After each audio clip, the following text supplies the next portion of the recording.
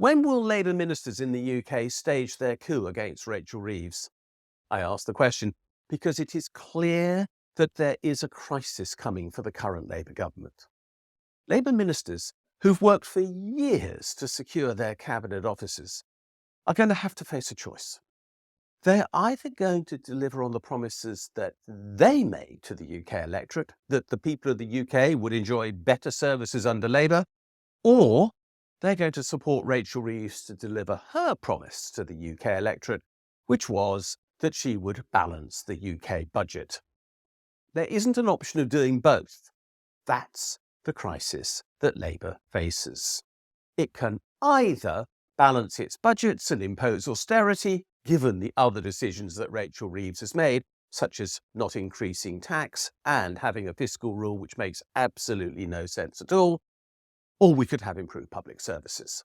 But we can't have both.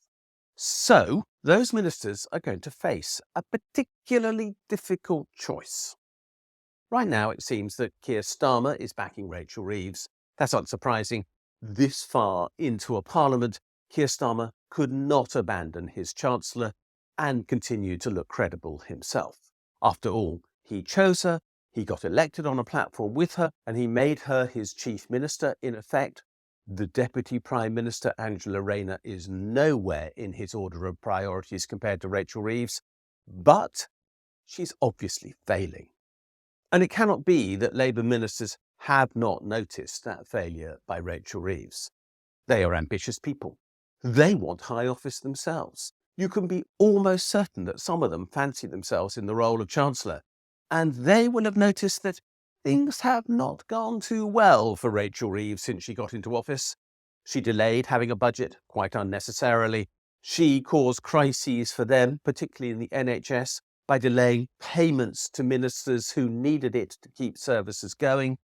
And when she delivered that budget, it was, let's be honest, a complete economic and PR disaster. The increase in the cost of employment that was created by imposing an additional national insurance charge literally created a total hostage to fortune for Labour and, frankly, an unanticipated cost for UK businesses that will have an impact on economic growth. The overall net outcome? Absolutely negative. And the public has noticed it. Now financial markets have, and they are gunning for Rachel Reeves. So, what are Labour ministers going to do?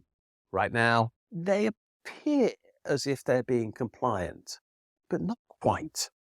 Wes Streeting, hardly the world's idea of a rebel, said that he was embarrassed and even distressed by the quality of service that the NHS was supplying to the UK public. Why did he do that? Because he explained he had not been able to get additional money into the NHS to support its services this winter. Hidden deep in that comment, there was a definite sideswipe at Rachel Reeves. At the same time, there are other ministers rumbling about the fact that they too are struggling. For example, it seems likely that this is happening in education and elsewhere. The consequence is that there are noises sufficient to be heard to suggest that not all is exactly calm and easy in that Labour cabinet. Sometime soon, when things continue to go wrong, and when Rachel Reeves demands that there be a long-term economic review of government spending, which can only deliver austerity on the basis of current economic forecasts, there will be a backlash. There will be ministers who will have to make a choice.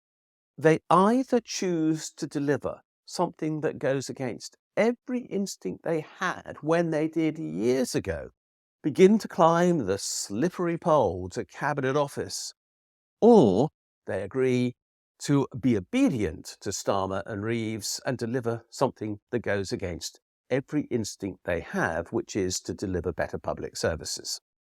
I believe enough of them will be angry enough to topple Rachel Reeves sometime well within a year at the current rate of progress.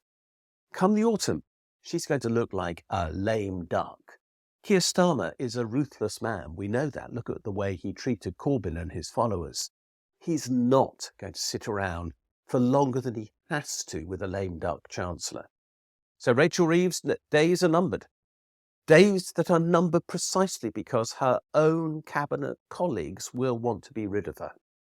Will her career as a senior minister be over? No, almost certainly not. She will be given some other job, who knows what, and I don't really care. But she will be taken out of the economic role which she always craved. And she'll be taken out of it for one good reason. She's really making a total mess of it. And the new incoming Chancellor, will they do any better? Only if they decide to do three things. Abandon fiscal rules, which are totally unnecessary and absolutely contradictory to good economic management.